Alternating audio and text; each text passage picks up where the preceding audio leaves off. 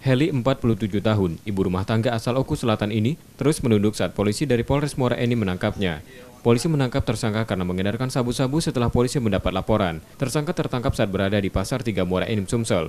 Bersama tersangka, polisi menyita 4 paket sabu dengan berat 6,16 gram. Ketika polisi melakukan tes urin pada tersangka, hasilnya positif mengandung narkoba.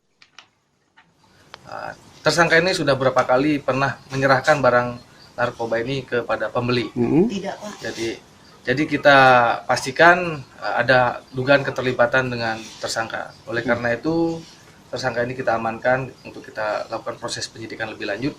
Dan ke tersangka ini kita kenakan dengan pasal 114 ayat 2, junto 112 ayat 2, Undang-Undang Nomor 35 tahun 2009 tentang narkotika dengan ancaman pidana maksimal 20 tahun. Untuk proses hukumnya, tersangka ditahan di tahanan Polres Muara Enim dan terancam hukuman 20 tahun penjara.